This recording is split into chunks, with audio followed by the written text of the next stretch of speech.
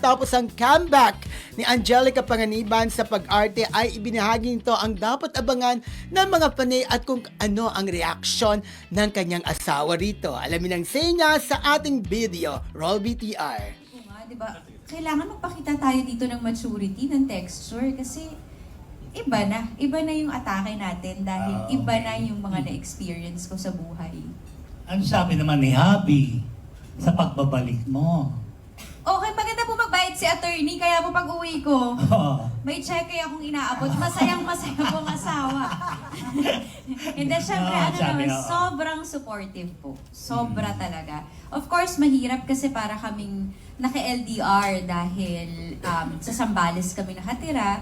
So, may mga minsan, straight 5-6 days, hindi ko nakikita yung mag-ama ko. And nahihirapan din sila mag-adjust dahil for 3 years, tutok ako sa kanila, di ba? Then biglang parang, oops, wala ang ang sunshine nila sa bahay.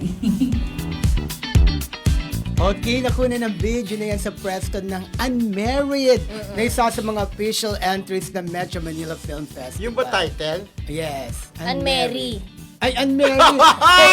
O, di ba? Kahit wala ako sa press con, di ako na-invite dyan. Alam ko yung title ng movie. Unmarried pala, sorry. Unmarried. Eh, gusto niya past tense Oo. Okay, ayun na nga. Oh. Kaya pala, di ba, 3 years siyang nakatutok doon sa nila, sa buhay may asawa, Ay, asawa. niya, di ba? Pero, iniisip niya nang mangyayari ito dahil kumuha sila ng kondo. Di ba, kumuha sila ng kondo dito sa Manila. Dahil alam naman ni Angelica na babalik siya sa showbiz, hindi mo talaga maiwan. At saka hindi talaga pwede, Mildred, di ba? Nakasanayan ng katawan niya. Di ba mula pa Yes. bata? Ano ba yung show niya kung naalala mo? Ano ba yung show Basta, niya? Sarah Going Munting Bulili. Prinsesa, andun siya, di ba? Going Ang Bulili. Banana bibig niya. Split. O, Banana yung Split. gag show. Oo. Imagine mo, Zambales, doon na talaga siya, na malagip, kasama ang pamilya niya. Pero talaga, yung tawag ng Passion. Oo, ng kanyang karera, 'di ba? Hindi Yeah. talaga nawawala. Kaya nag-comeback siya sa pelikulang Unmarried. Di Pero ba? actually, dati bago pa man din siya bumalik sa showbiz, gusto niya na sana talaga maglaylo sa showbiz. Pero talaga nga hanapin ng katawan mo at iba rin naman talaga yung fulfillment mo, di ba? Bilang tao, bilang artista. Siguro kahit papaano, iba rin yung kumikita ka on your own di ba? Kahit sabihin na natin, mayaman yung asawa niya, di ba? Correct. Pero makasalita lang Oo. magsisingit ako. Pero bago tong pelikula, kung natatandaan nyo, may ginawang stage play yes. si Angelica na. Oo, Meron may nga, ginawa oo. siya. So, parang nanibago rin siya kahit papaano. At saka, sa tagal din niya, hindi umarte sa pelikula, no?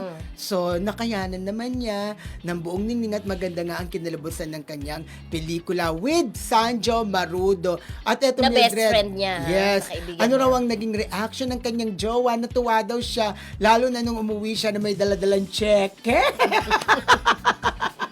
Galing sa pinagtrabauhan niya.